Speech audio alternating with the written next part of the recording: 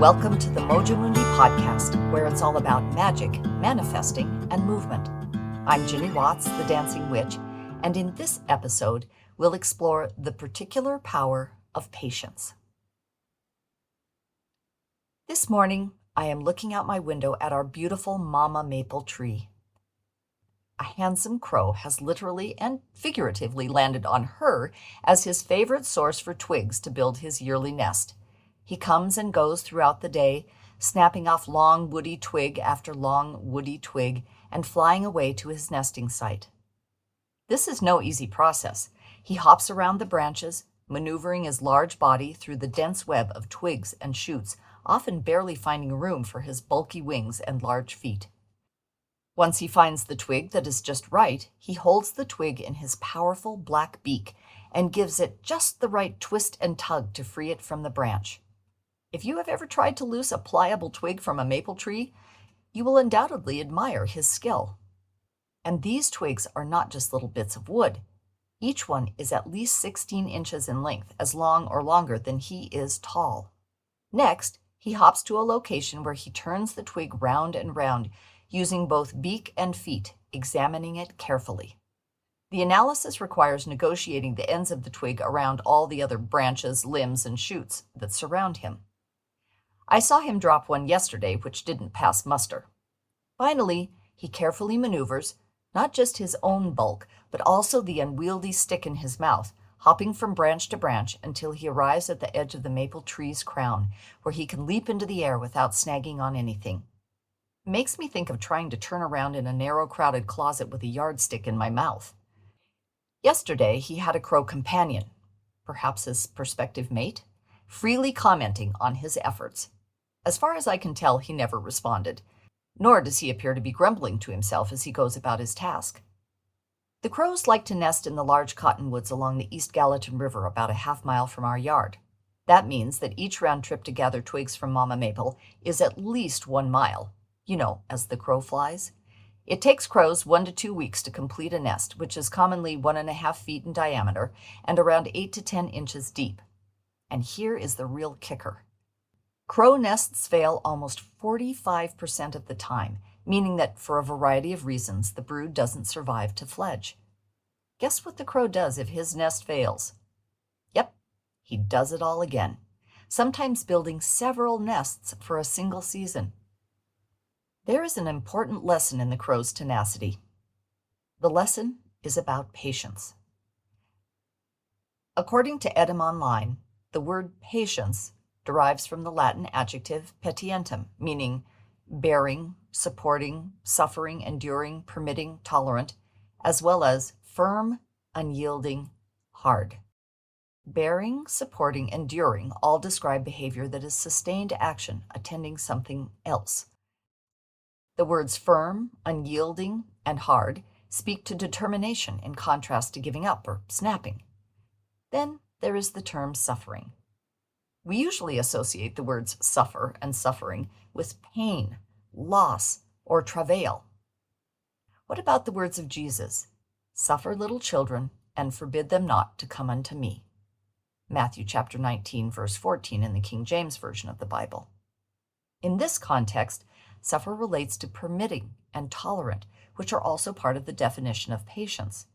Permission and tolerance, in turn, relate to allowing. The root of the word suffer is Proto-Indo-European and means to carry and also to bear children. Being patient may be difficult or even painful. It is also supporting and sustaining.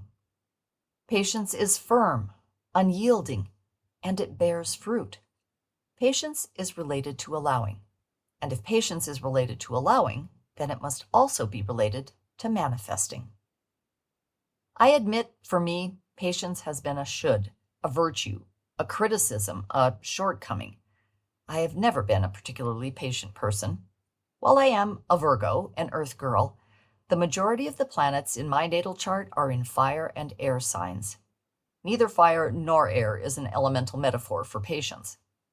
I have made a multitude of stabs at becoming more patient. As many people have commented to me, be careful what you ask for. I often feel, as many people do, that my resolution to cultivate patience seems to elicit from the universe a cascade of frustrating opportunities designed to test patience rather than to promote it. Why might that be? Well, let's see. I am asking for a skill, a virtue that I think I should have, a virtue that I have been told unequivocally I don't have, one that I have been told I need. Since I was a very small child, I have come to believe that patience is a lofty virtue that I should but do not possess, that is difficult to acquire, and that is a clear example of how I fall short. As I broadcast to the universe my desire to be a patient person, I am also broadcasting vibrations of guilt, if not shame, annoyance, self-doubt, and disharmony with my intended goal.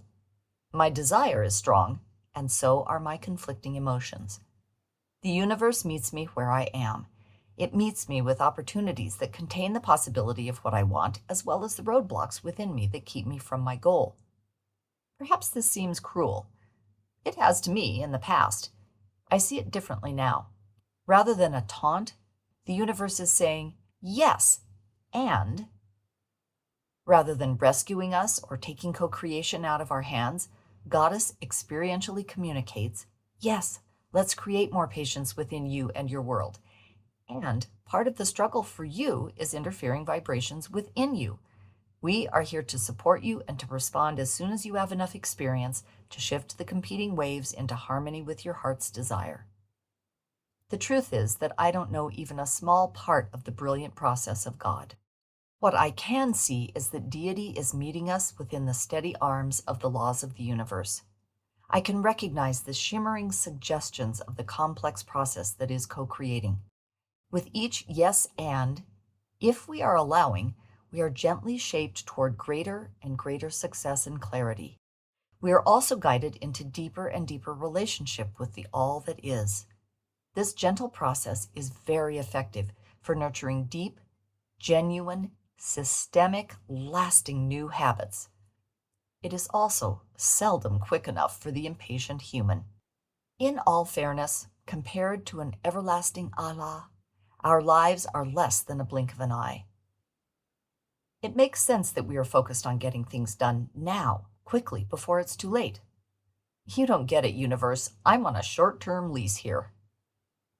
I have to remind myself that deity is within me, taking each breath, each step with me. As a parent, I know how hard it is to watch my child struggle to find his own way. It can be excruciating. I believe that God, Goddess, Creator, experiences that agony through us. We are not abandoned to flop around in our mishmash of limiting beliefs and the concomitant pain they evoke. The all that is surrounds us and is within us through it all. Knowing that I am not left to my own devices is heartening. Over the years, I have set aside my call to patience, set it aside until something stirs in me to try again. And over the years, the many, many years, I have seen some small amount of progress. In the last week, I have found a truth that helps me shift my relationship to, my vibration around patience by helping me to see how patience connects with manifesting. I can feel it is my way through to genuinely embracing patience. I have been working on a number of things I would like to manifest, but that I understand I am not in vibrational alignment with. The most stubborn space where I feel myself creating disharmonious thoughts and feelings is in the not knowing. I know I am not alone in this. Here is the major sticking point for all of us who are trying to intentionally manifest our dreams. It looks like this. I don't have this something that I would really love. Let's assume I have a clear picture of what it is I desire. I know what it will feel like to get it. I have affirmations that relate directly to the manifestation. I have completed my vision board. I have meditated and journaled and danced and chanted. I have done a good job of getting myself in alignment with what I want to co-create. But I don't have what I want yet. Why is it taking so long? What if I don't get it? What if I'm just kidding myself? Look, team, I don't have eternity like you do. Can we get this show on the road, God? Deity, you're not really taking into account my situation. I think this might not work out. Worry arises when the brain tries to fill the void left by non-doing. I say non-doing rather than inaction because they are two different things. Non-doing is an intentional way of being. Inaction is an absence of action, a fear response that leads to withdrawal, avoidance, or freezing up. In addition, we humans are doers. We equate creating with doing. But co-creating is a multifaceted, mysterious process that can't be distilled into the single notion of do something. To complicate matters further, many people get confusing messages from manifesting gurus. Take inspired action. Let things unfold. You can't effort your way to co-creating. God isn't a catalog. You have to do your part. What? I finally realized that for me, the allowing for the unfolding is the chink in my armor. I am in sweet alignment with my co-creation until it doesn't show up when I think I need it to. Money is where my timer starts going off. For you, it could be related to health or relationship. For me, it often has to do with money. If I am co-creating more prosperity in my life, I can go with the flow until the credit card debt starts to mount, until an unexpected expense arises, until I'm invited to do something that is more than I think I can afford in the moment. If I think of patience as suffering the waiting through this difficulty, that hardly elicits emotional vibrations harmonious with confidence and trust. I want to do something. Last week, I realized that patience is not only bearing, supporting, suffering, enduring, permitting, tolerant. Patience occurs when we know that, sooner or later, the outcome will happen. Why does the crow spend his days patiently gathering the materials to build his nest, patiently building a new nest if the first brood doesn't make it? Because he knows in every part of himself that he will succeed. You can call it a biological imperative, but that doesn't negate his clarity of faith. He doesn't hope he will succeed. He doesn't have his phalanges crossed. He knows if he builds his nest, he will have an offspring that will survive to adulthood. Why are we parents patient with a child's tantrum or her unwillingness to do a chore? We are patient because we know, one way or another, the tantrum will end, the chore will be done. I don't mean to say that either the crow or the parent has been promised success. I'm not saying that contrast won't happen. I am saying that the vibration the crow and the parent hold is one of faith, of knowing that sooner or later I will have what I am aiming for. That awareness has shifted my co-creating process dramatically. In the past, the waiting has been my downfall every time. I can feel my vibration shift to worry, to frustration, to doubt. I know I am checking and rechecking my co-creation mailbox multiple times a day to see if the package has arrived. I recognize the slide into focus on not having. I need something I can do while the inspired unfolding proceeds, something that is harmonious with the vibration of co-creating. Now, rather than seeing patience as a should, or as a virtue that shows I am a good person who is willing to tolerate suffering and disappointment, or as a passive resignation to lack and denial, I recognize patience is nothing more nor less than the outward reflection of faith, of confidence in the co-creating process and in deity, in Creator. Instead of saying, I'm waiting, I can say, I am trusting, I am confident, I am allowing the unfolding, I am patient. Maybe this sounds obvious or kind of meaningless. What's the difference? Let's go back to time. When we worry that our co-creation won't get here in time, I'll be broke, I'll be too old to enjoy my health, I'll miss out on growing a family, we are deeply steeped in the vibration of lack. To us, time is real and it is short. When our manifestation doesn't appear quickly, our brain goes to what if, and we are out of the creation vibration. The what ifs snowball. We can't shake the sense of time passing, and now, on top of the lack of what we want to manifest, we are immersed in the lack of time. God isn't asking us to suffer. We are simply being asked to be patient. If I remember that patience is knowing that what I am co-creating will get here, I am focusing on the arrival of the having rather than the presence of time passing. I can be thankful and excited about the package to come. I can focus on being present to what I do have, what is happening right now. I can do things day to day, and that is part of the act of patience. My day-to-day doings may seem irrelevant to my manifesting.